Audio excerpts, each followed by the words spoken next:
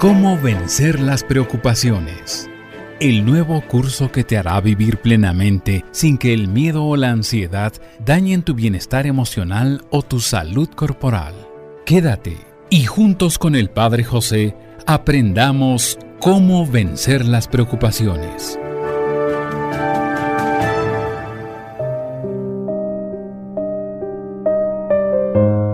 ¿Qué tal, amigas y amigos? Me da mucho gusto saludarles a través de este medio y espero que se encuentren muy bien. Y si alguna circunstancia, alguna complicación se ha presentado en estos días, espero que tengan la mejor actitud y sobre todo una gran fe para enfrentarlo y saber que podrán salir adelante. Porque, como siempre les digo, tú nunca estás solo, tú nunca estás sola, porque de una o de otra manera Dios siempre está contigo.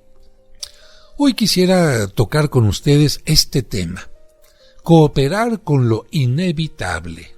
Sí, lo vuelvo a repetir con mucho gusto: cooperar con lo inevitable. Y quiero comenzar citando uno de los libros de la Biblia, que es el libro de Job, J-O-B. Dios me lo dio, Dios me lo quitó, bendito sea Dios. Si aceptamos del Señor lo agradable, ¿por qué no aceptar también de Él lo desagradable? Precisamente por frases como esta, en el libro de Job se aprende a ser sabio, se aprende a no aferrarse a las cosas y a entender que si estuvieron en un momento en nuestras manos, bendito sea Dios. Y si las cosas se fueron, aceptarlo. ¿Para qué nos aferramos a cosas que ya no están con nosotros, que ya no podemos retener? Tanto una relación, una posesión, una circunstancia, ¿se acabó? Bueno, ¿para qué te aferras a ella? ¿Para sufrir? Yo creo que esto no es correcto, pero vamos a comenzar con algunas historias, con algunos ejemplos. Fíjense que me encontré con un hombre que lamentablemente había perdido una mano en un accidente y sin embargo él seguía trabajando y manejaba un montacargas. Un poco preocupado por su situación, me acerqué y le pregunté que si le preocupaba mucho la falta de su mano, y él me respondió sinceramente: no, padre, ya no me preocupa. Vivo tan ocupado que casi no me acuerdo de esto. Solamente recuerdo que me falta una mano cuando tengo que enhebrar una aguja. Y se sonrió. Y es que cuando nos vemos obligados a aceptar una situación dolorosa, podemos llegar casi a olvidarnos de tal situación y acostumbrarnos a vivir en su compañía. Claro, si lo queremos. Porque este hombre podía haberse dedicado, después de haber perdido una mano en este accidente, a lamentarse, a decir: yo no puedo, nunca voy a salir adelante, la vida está en contra mía, Dios no me quiere, Dios me ha abandonado. Y estar alimentando su mente con estas situaciones, con estos pensamientos, convirtiéndose él, por su mente, no por su cuerpo, en un inútil. Porque hay mucha gente que tiene un cuerpo con el que podría hacer muchas cosas, quizás le falte una mano, quizás le falte una pierna, quizás le falte un ojo, en fin, pero podría hacer todavía muchas cosas. Y hay gente que no le falta absolutamente nada. Pero, o mejor dicho, sí le falta algo. Le falta un cerebro sano que le dé sanos pensamientos y como este joven diga: bueno, perdí una mano, pero no he perdido la vida, no he perdido mi creatividad, no he perdido el entusiasmo y tampoco he perdido la capacidad para trabajar, porque en este lugar me aceptaron así y puedo hacer perfectamente bien muchas cosas. Para afirmar este pensamiento, quiero comentarte que en una catedral de Ámsterdam hay una frase muy antigua. Lleva ahí más o menos 1000 años y dice lo siguiente: es así, ya no puede ser de otro modo, por lo tanto hay que aceptarlo.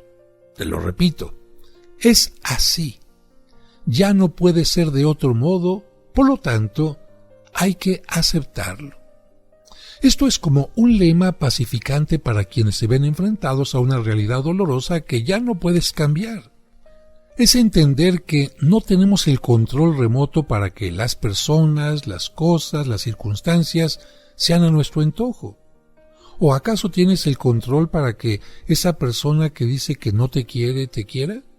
O esa persona que te quiso un tiempo vuelva a quererte después de un tiempo, después de determinadas circunstancias. ¿Tienes el control remoto para que ese cáncer que empezó a desarrollarse desaparezca mágicamente? ¿Tienes el control remoto para que tus hijos piensen como tú quieres y permanezcan en casa en lugar de independizarse? ¿Tienes el control remoto para que no baje de valor el peso? ¿O tienes el control remoto para que el COVID no llegue a tu casa? No. Todos estamos en riesgo a que las cosas cambien por miles y miles de circunstancias, desde el clima, las relaciones con las personas, el aspecto económico, los sucesos en la familia, en fin, muchísimas cosas. Por eso, aferrarte a lo inevitable es como querer dar cabezazos contra un muro de piedra. El muro no se mueve, pero tu cabeza sí se hiere y se descalabra. Ya sucedió así. Ya no puede ser de otro modo. No nos quedan sino dos caminos a seguir. Aceptar que así hayan sido y tener paciencia y paz, o rebelarnos contra lo sucedido y llevar una vida de amargura, rabia y desánimo inútilmente. Te repito, ¿qué es lo que nos queda? Aceptar que así haya sido y entonces tener paciencia y paz, o el otro camino, el que yo no te sugiero, es rebelarte contra lo que ya sucedió y llevar una vida de amargura, rabia y desánimo, y sobre todo en una forma inútil. Porque aunque te llenes de amargura, aunque te llenes de coraje, aunque te rebeles, no puedes regresar el tiempo. No puedes hacer que las cosas regresen a como estaban según tu antojo. Ante esto, podríamos tomar en cuenta el consejo de un sabio, William James, que se hizo famoso en Norteamérica por sus consejos filosóficos. Él decía: hay que aceptar que así haya sucedido. La aceptación de lo desagradable que nos ha llegado es el primer paso para lograr evitar las consecuencias desastrosas de la tristeza y de la desesperación. Y es que Dios, con su poder infinito, había podido no permitir que esto sucediera, pero si permitió que sucediera, seguramente será porque también de esto vas a sacar algún bien. Dios puede sacar bien de todo lo que nos sucede, aun de lo más desagradable y hasta de lo que nos parece más irracional y absurdo. Por eso, San Pablo repetía: todo se convierte en bien para los que aman a Dios. Esto lo encontramos en la carta a los Romanos en el capítulo número 8. Todo se convierte en bien para los que aman a Dios.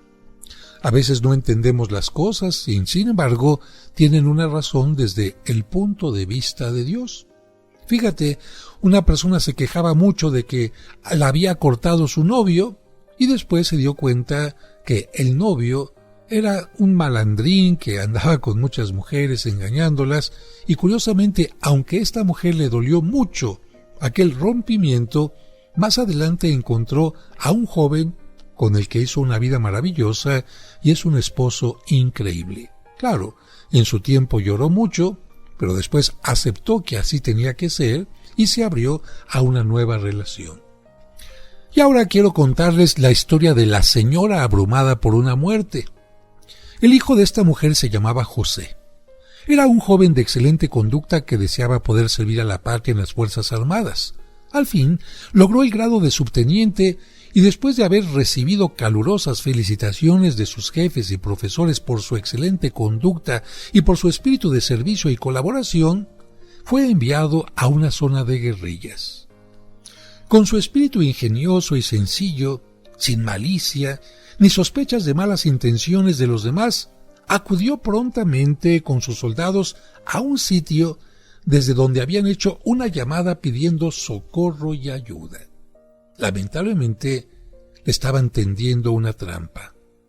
Allí lo esperaban los guerrilleros, y cuando este joven llegó junto con los demás soldados, de una ráfaga de ametralladora acabaron con esta vida terrenal tan joven y tan llena de esperanzas. ¿Qué pasaría por la mente de la mamá cuando ella se enterara? Su mamá se lo imaginaba en un lugar con su uniforme militar, siendo respetado por todos, pero no se imaginaba que su hijo había sido asesinado. ¿Qué hizo esta madre cuando se enteró de la amarga noticia? ¿Cómo reaccionó? ¿Cuáles fueron sus pensamientos, su enojo contra Dios, contra los guerrilleros? Ella escribió una carta que aquí te comparto. Así dice su escrito. Hasta aquel día tremendo en el que me llegó la noticia del asesinato de mi hijo tan querido, me parecía que la vida me había tratado muy bien. Él representaba para mí toda la esperanza de la familia hacia el futuro. Pero cuando me comunicaron la fatal noticia de su muerte, mis ilusiones se derrumbaron por completo. Me pareció que mi vida ya no tenía una finalidad. Lloraba resentida y me preguntaba por qué tenía que pasar semejante desgracia. ¿Por qué a mi familia? Si en ella todos rezábamos y tratábamos de comportarnos de la mejor manera posible. Yo no podía aceptar esto que había sucedido. Mi pena era tan grande que decidí abandonar mi trabajo y retirarme y esconderme con mis lágrimas y mi amargura y hundirme en esta tristeza insoportable. Continúa la carta. Afortunadamente, el día del solemne funeral por mi hijo en la capilla de las fuerzas militares, el sacerdote celebrante nos leyó y comentó aquel hermoso pasaje del libro de la sabiduría que dice: algunos se los lleva Dios a la eternidad en edad muy temprana porque vivían entre pecadores, y se los llevó para que la maldad no pervirtiera su inteligencia, ni el engaño manchara su alma, ni el atractivo del mal los llevara por los malos caminos, porque el mal atrae peligrosamente, y la concupiscencia y los malos deseos llevan a la corrupción. Porque su alma era agradable al Señor, por eso se apresuró a sacarlo de este mundo de maldad, porque el mundo no era digno de él. Vivió pocos años, pero alcanzó una perfección como si hubiera tenido una larga vida. Esto lo encontramos en el capítulo 4 del libro de la sabiduría. El sacerdote insistió en que, teniendo nuestro hijo José que vivir en un ambiente tan lleno de peligros para el alma, y habiendo tantas personas que tratan de llevarlo a uno hacia la perdición, probablemente Dios quiso librarlo de todos esos males, y aprovechando de que conservaba su alma pura y buena, lo llevó a la eternidad antes de que el mal clavara en su existencia sus envenenados colmillos.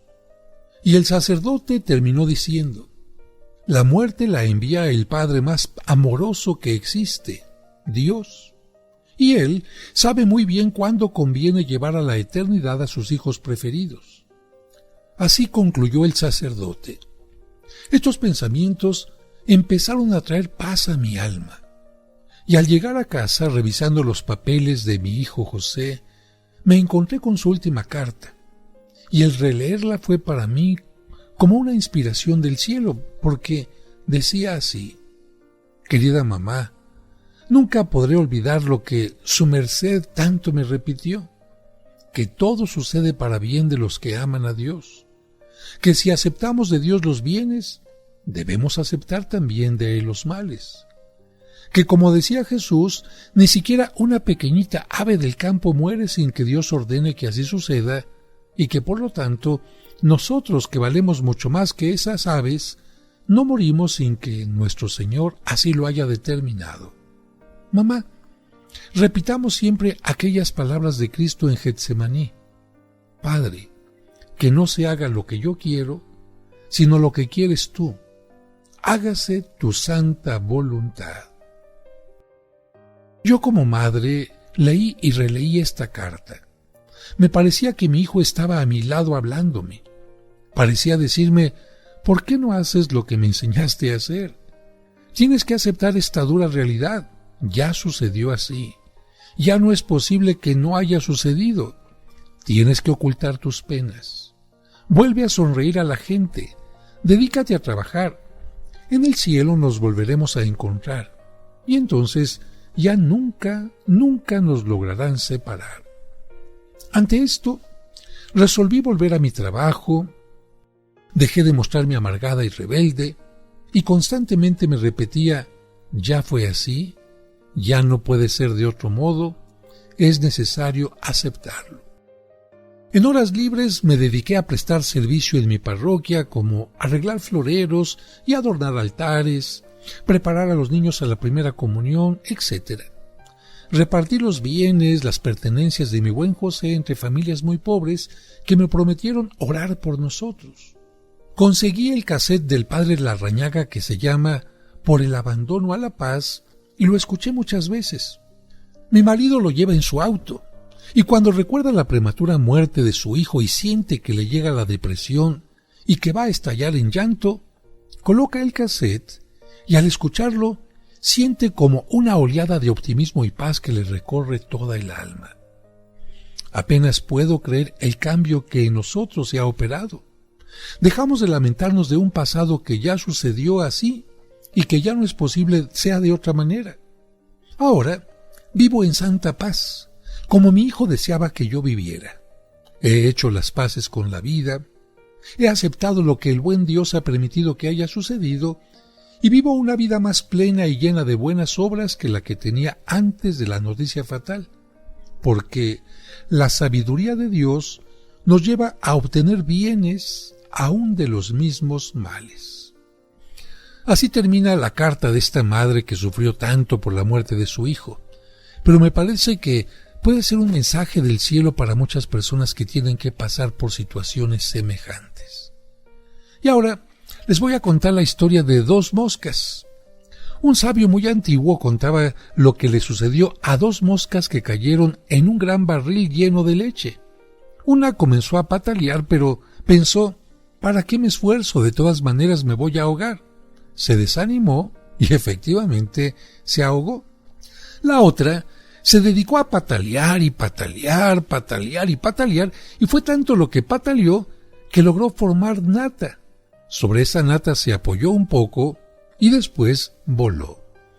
Esta historia del sabio nos muestra las dos formas de actuar, de ver, de enfrentar las situaciones trágicas de la vida.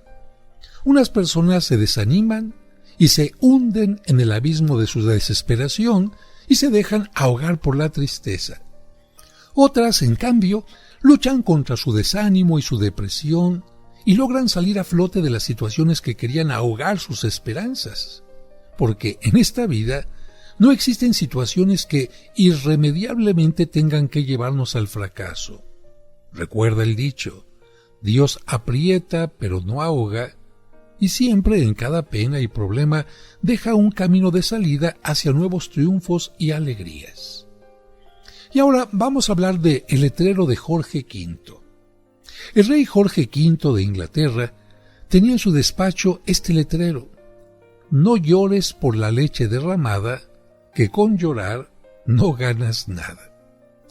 Mucha gente le preguntaba el porqué de aquel letrero y él respondió: es que cuando yo era niño se me cayó al suelo una taza llena de leche que se derramó por el piso.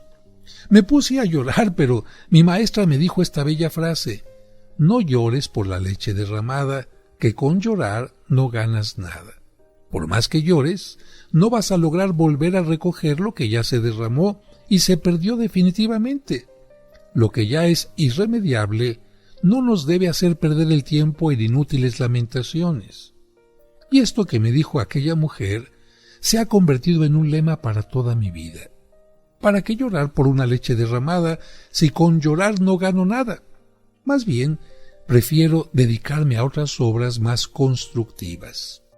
Qué importante la presencia de alguien que le enseñó a este pequeñito que el llanto, por supuesto, podemos permitir que salga para sentirnos triste por algo que estamos perdiendo, pero al mismo tiempo hacerle reaccionar y decir: mira, ya lloraste un poquito, está bien, pero no te quedes llorando y llorando y llorando, porque la leche no va a regresar a la taza, no va a regresar al vaso, es algo que ya no te vas a poder tomar. Así que más bien sonríe y enfrenta las cosas de otra manera. Si puedes tener otro vaso, otra taza de leche, qué bueno, pero si ya no hay leche, ¿para qué seguir llorando? Mejor vivir la vida, vivir el momento, aceptar y valorar, agradecer lo que sí tenemos y no poner nuestra atención en lo que no tenemos, que es lo que lamentablemente mucha gente tiene en su mente. No agradecen que tienen una casa, sino ¿qué le falta a la casa? No agradecen las virtudes, los talentos que tiene su esposo, su hijo, su hermano, sino ponen atención en sus carencias. Tampoco agradecen las partes del cuerpo que están funcionando bien. Solamente se lamentan por aquella pequeña parte del cuerpo que no está bien. Como aquel joven que está bien de salud, tiene un cuerpo alto, tiene muchas cosas positivas. Pone la atención en ese barro que está en la cara. ¡Qué curioso! Así somos los seres humanos. ¿Qué le pasaría a una persona? ¿Qué te pasaría a ti si de repente te quedaras ciego o ciega? ¿Quieres escuchar la historia de alguien que lamentablemente perdió la vista? ¿Y qué es lo que hizo? Les voy a contar el caso del ciego Milton. Sucede que allá en el año 1666, un alto empleado político de Inglaterra quedó ciego y reducido a una extrema pobreza. Se llamaba Juan Milton. Al principio se desesperó, pero después se propuso hacer suyo el antiguo principio que dice: es así, ya no puede ser de otra manera, por lo tanto hay que aceptarlo. Y ya que sus ojos no le permitían ver, se propuso sacar todo el fruto posible de su cerebro y de su memoria, y fue componiendo y dictando a su mujer y a sus hijas un poema que iba vendiendo por páginas por unos cuantos pesos a un editor. De esta manera logró sobrevivir, ¿y qué creen? De ahí nació la famosísima obra titulada El Paraíso Perdido, que ha hecho célebre a su autor y conserva su nombre por siglos y siglos.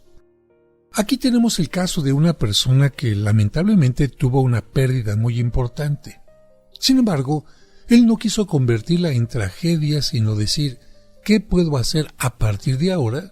Se puso a escribir y logró que sus escritos se convirtieran en una obra sumamente importante, en el libro El Paraíso Perdido. Vamos ahora a hablar del caso de Rodrigo. Un ejemplo reciente parecido al de Milton es el del gran compositor musical Joaquín Rodrigo. Cuando apenas tenía 3 años, llegó a España la epidemia de escarlatina que produjo miles de víctimas, y una de ellas fue precisamente este niño, Rodrigo, que quedó ciego a tan temprana edad. Sus papás no se desanimaron por esta desgracia, sino que, al darse cuenta de que el niño, al perder el sentido de la vista, había agudizado mucho el sentido del oído, lo encaminaron hacia la música. Y después de haber hecho sus estudios musicales con enormes sacrificios, logró llegar a componer piezas mundialmente famosas como el Concierto Andaluz y el Concierto de Aranjuez, que seguramente has escuchado muchas veces, pero ahora lo escucharás con más atención, sabiendo que fue escrito, que fue compuesto por una persona invidente. Aranjuez, una localidad en donde los reyes de España pasan algún tiempo, particularmente durante el tiempo de calor. Es un lugar que inspira calma, que inspira paz. No es una ciudad bulliciosa, sino todo lo contrario. Por lo que precisamente Rodrigo, al ver este lugar y recordar que tenía la influencia musulmana, que se convirtió en el flamenco, que dio vida a una guitarra con un sonido muy particular, hizo que se imaginara una orquesta tocando y una guitarra casi en solitario dando unas notas que nos hacen sentir este sabor flamenco, vamos a decirlo así, pero también con cierta nostalgia. Yo te invito a que, si en algún momento tienes tiempo, tienes curiosidad, busques el Palacio de Aranjuez, y de esta manera, viendo imágenes del Palacio de Aranjuez y escuchando esta música, pienses también que quien la hizo es una persona que quedó invidente. Más aún, si no quieres ver fotografías, ¿qué te parece si cierras los ojos para que, como Joaquín Rodrigo, puedas tú también escuchar esta música con mayor profundidad? Te digo esto porque cuando cerramos los ojos, agudizamos nuestros otros sentidos. De hecho, en algunos lugares lo que hacen en la etapa escolar, hacen que los niños se tapen los ojos para que agudicen el sentido del tacto. Les pasan, por ejemplo, una fruta para que digan qué es, los tocan alguna planta, los hacen tocar alguna planta, o bien les ponen una música, pero la tienen que escuchar con los ojos cerrados para tratar de identificar, ¿es una flauta, es un trombón, es un violín? Esto es lo que hizo precisamente que Joaquín Rodrigo tuviera una sensibilidad muy especial para la música. Perdió la vista, pero ganó mucho con el oído. No se quedó rumiando su pérdida, sino dijo, vamos adelante, y en gran parte gracias a que los papás lo animaron. Por eso te decía que es tan importante lo que los padres pueden influir en los pequeños para una baja o sana estima. Seguramente le dijeron muchas veces, Joaquincito, tú vas a ser un triunfador. Claro que puedes. No tendrás la vista, pero tienes muchos otros dones. Yo quisiera que pensaras un poquito en esta joven Edith Giovanna Gassion, una muchachita que lamentablemente vivió en la pobreza, no tuvo el amor de su padre ni de su madre, vivió, como se dice popularmente, en el arrabal, delgadita, enferma, aunque tenía un gran don, una maravillosa voz. Claro, si te digo Edith Giovanna Gassion, vas a decir, no sé quién es, padre. Bueno, quizás si te digo su nombre artístico vas a decir, ahora sí, Edith Piaf. Sí, esta mujer que nació en el distrito de París, allá en Francia, un 19 de diciembre de 1915. Y como cantaba en la calle, encontró a una persona y a varias personas que le decían, es que tienes una voz increíble, como un pajarillo. Y así es como empezó a juntar un poco de dinero cantando en la calle. Más adelante le invitaron a que cantara en un bar. Estuvo en distintos ambientes no muy agradables y sin embargo ella quizás se aferraba a la música, se aferraba a la bendición de la voz y fue creciendo a tal grado de llegar a ser una de las artistas, de las cantantes más famosas no solamente de París, sino a nivel mundial. ¿Quién no conoce a Edith Piaf cantando, por ejemplo, La Vie en Rose, La Vida en Rosa, y sobre todo ese tema tan conocido que conmueve el corazón que se llama Rien de Rien? Sabemos que tuvo excesos, lamentablemente cayó en la droga, también tuvo amores que tuvieron un rompimiento tremendo, cambiaba de amores a veces como si fueran vestidos. Y uno de los amores más grandes de su vida, un gran boxeador, que por cierto era casado, pero se enamoraron los dos, tuvo que viajar para hacer una pelea y lamentablemente en el avión de regreso, cuando Edith lo esperaba, cuando esperaba juntarse nuevamente con él para vivir quizás los últimos días de su vida juntos, lamentablemente el avión se estrelló y su amado murió. Fueron días de mucho dolor, de mucha tristeza a nivel interior y también esto se unió a un dolor físico porque su problema de salud se hacía cada vez más grave. Había sido, como te digo, una muchachita enfermiza y tuvo un cáncer hepático que no solamente le fue quitando la energía, sino también la tranquilidad, porque le daban dolores tremendos. Y a veces tenía que interrumpir un concierto para que le inyectaran y después poder continuarlo. Pero bueno, no te voy a hablar de toda la vida de Edith Piaf, que seguramente tú conoces un poquito, sino de esta canción que a mucha gente le parte el alma porque no podemos decirlo. Ella en este tema dice, non rien de rien, non je ne regrette rien, que significa, no, yo no extraño nada. Yo acepto todo lo que ha pasado, no me arrepiento, y quizás como una despedida de la vida finalmente entendió que no hay que aferrarse a las cosas, ni a los amores, ni a la salud, ni a tantas situaciones. Y la pongo como ejemplo porque hay gente que incluso en ese momento de la muerte está no aceptando lo que pasó. ¡Ay, es que me dejaron mis papás! ¿Hace cuánto? ¿Hace cuántos años y sigues con eso? No, es que tuve un problema con alguien. ¿Hace cuánto tiempo? Si tú supieras que la paz interna está en aceptar las cosas que fueron pasando, quizás no les encuentres un sentido, pero acéptalas. El sentido, seguramente cuando estés ya con Dios lo podrás entender. Este tema ya traducido al español dice, no, nada de nada. No me arrepiento de nada. Ni del bien que me han hecho, ni del mal. Todo para mí es igual. No, nada de nada. No me arrepiento de nada. Está pagado, barrido, olvidado. Ya pasó. ¿Por qué? Porque con mis recuerdos yo alumbro el fuego. Mis recuerdos, mis placeres, no tengo necesidad de ellos. Y continúa la letra. Barridos mis amores con sus temblores, barridos todos los días, yo vuelvo a empezar de cero. Esta frase es maravillosa. No importa lo que haya pasado, yo vuelvo a empezar de cero. Y yo creo que esto lo tendríamos que decir nosotros todos los días cuando abrimos los ojos. Por un día más que Dios nos da, en el que nos bendice, empiezo de cero. Los problemas del pasado, los rencores, todo eso lo dejo atrás para no estar cargando nada. Y termina la letra, no, nada de nada, no me arrepiento de nada, por mi vida, por mis alegrías, hoy esto comienza sin ti. Qué terrible, qué fuerte para alguien. ¿Cómo puede decir esta mujer que ya no va a pensar en el amado que tanto quería? No.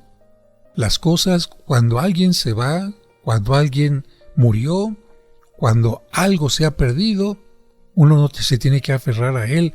Como decía Job en el santo libro de la Biblia, Dios me lo dio, Dios me lo quitó.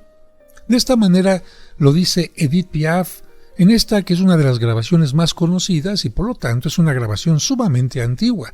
No tiene la fidelidad de nuestro tiempo quizás, pero es un tema maravilloso. Amigas, amigos, estamos llegando ya al final de este programa y bueno, yo tendría que decir en lo que corresponde a las dos personas que perdieron la vista, recordar lo que decía Milton. Lo más terrible no es quedarse ciego. Lo espantosamente terrible es no aceptar el haberse quedado ciego. No son tan fuertes las pérdidas que has tenido, sino más bien que tú te hayas convertido en una persona con miedos, con angustias, con tristezas, anclado en el pasado y no te des la oportunidad de darte cuenta de que la vida te ofrece muchas bendiciones. Si tú te acercas a una pintura y solamente quieres poner la atención en los puntos negros, es una decisión tuya. Pero la pintura está llena de colores, de matices maravillosos. Así es la vida. Tú decides hacia dónde diriges tu mente, tus pensamientos. Si te quedas anclado al pasado o dices, por más fuerte que haya sido esta pérdida, por más difícil que haya sido este momento, decido cruzar este obstáculo para seguir caminando porque continúa un camino maravilloso. Porque recuerda que tú nunca estás solo, tú nunca estás sola. Dios siempre está contigo. Hasta la siguiente emisión.